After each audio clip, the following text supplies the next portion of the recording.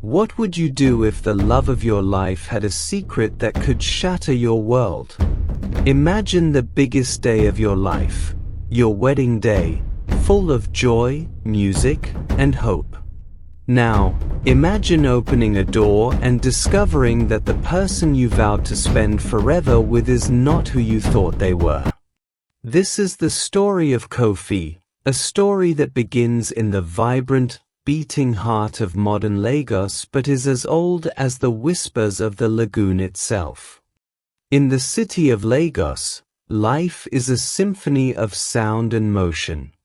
The sun rises over the third mainland bridge, painting the sky in hues of orange and purple, as thousands of cars begin their daily crawl. The air smells of exhaust, of fresh bread from roadside vendors, and of the salty, mysterious breath of the Atlantic Ocean. In the midst of this organized chaos, in a small but neat apartment in Yaba, lived our hero, Kofi. Kofi was a man of two worlds.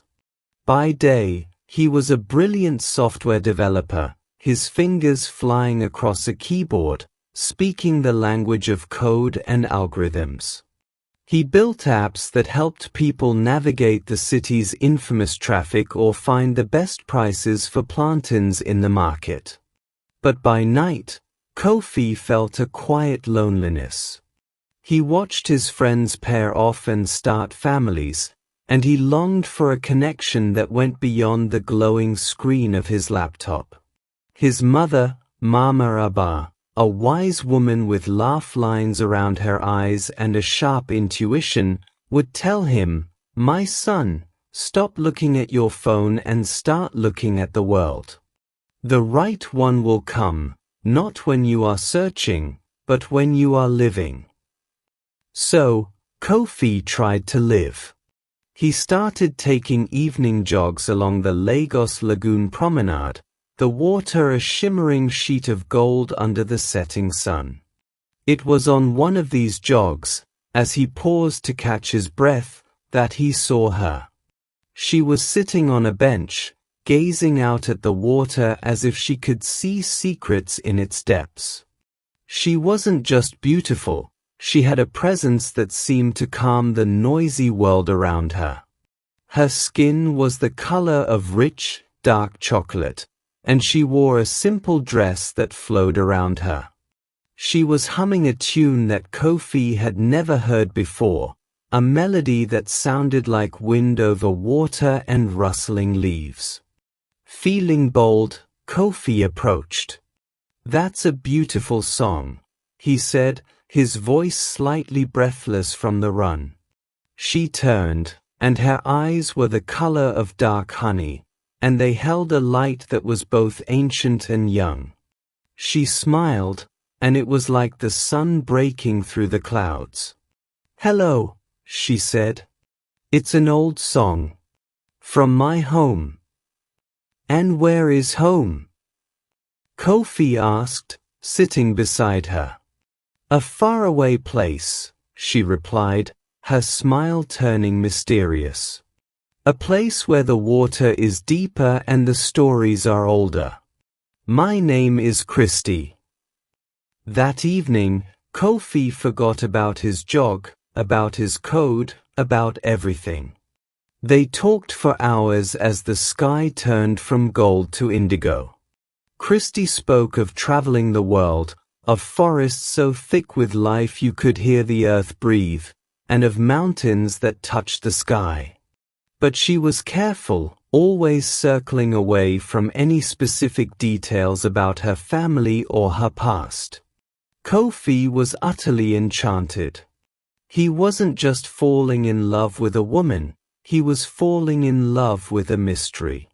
Their courtship was a whirlwind of Lagos life.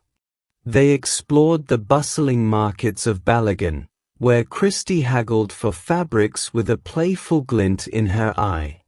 They ate spicy suya from street vendors and danced to Afrobeats in crowded clubs where the bass vibrated through the floor.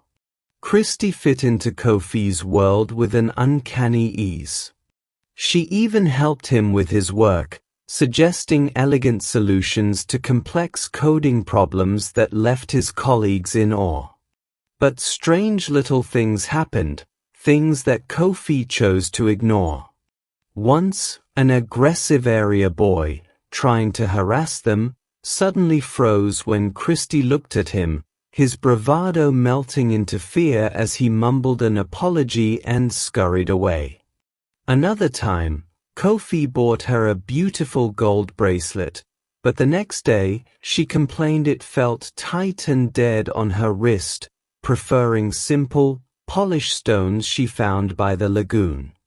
As the wedding day neared, strange things happened. Pets went missing from apartments, found later with no marks but empty insides. The lagoon seemed restless, with waves splashing higher against the bridges. One night, Kofi's best friend, Tunde, a fellow programmer, pulled him aside at a bar. "Brother, I saw Christie by the lagoon last night. She was talking to the water, and it answered back with hisses amid the traffic noise."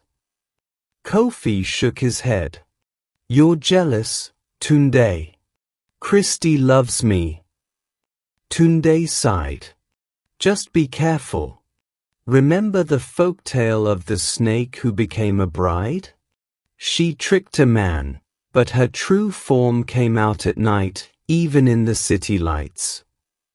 Even Mama Abba felt a deep unease. When she first met Christie, she later told Kofi, "There is something in her eyes, my son. A shadow that moves like a snake in water. Be careful." Christie smiled through it all, her secret safe in her heart. But love is a powerful thing. It can make the most sensible man ignore the clearest warnings. One evening, with the Lagos skyline twinkling behind them, Kofi got down on one knee. "Christie," he said, his voice thick with emotion, "you have brought magic into my life. Will you marry me?" Christie's face lit up with a joy that seemed almost painful in its intensity. "Yes, Kofi. Yes, I will." But then her expression grew serious. She held his face in her hands. "But you must promise me two things. Never, ever ask me about my past. And on our wedding night, you must give me 1 hour alone in our bedroom to prepare. Do not come in until I call you. It is very important." In that moment of supreme happiness, the requests seemed small, a quirk of the mysterious woman he adored. "Anything," Kofi promised without hesitation. "I promise."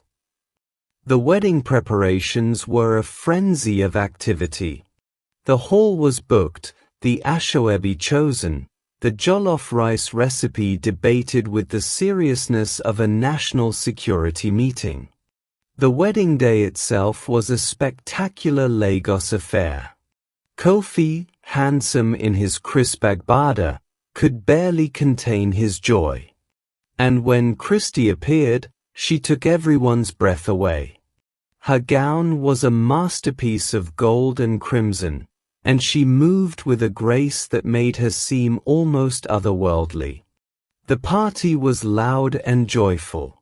But as the night wore on, Kofi noticed a change in Christie. The vibrant energy she'd had all day began to fade.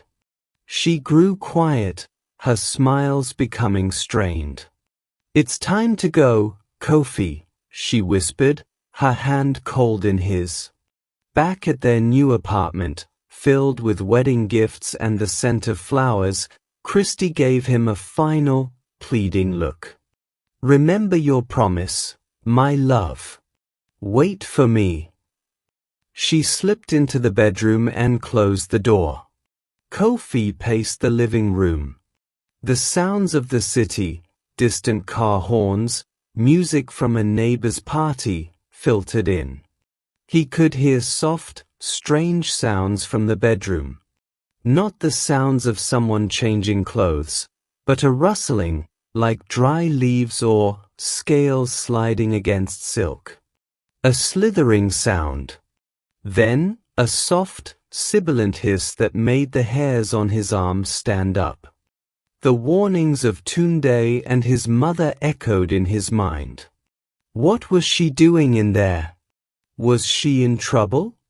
Fear and a terrible curiosity began to eat away at his promise. The appointed hour came and went. Silence from the bedroom. Panic seized him. What if she was hurt? What if she had fainted? His promise warred with his fear. Finally, fear and suspicion won. "Christie," he called out, his voice trembling. "Are you all right?" There was no answer. With a shaking hand, he pushed the door open. The scene inside would be burned into his memory forever. The room was dimly lit. The beautiful white wedding gown was discarded on the floor.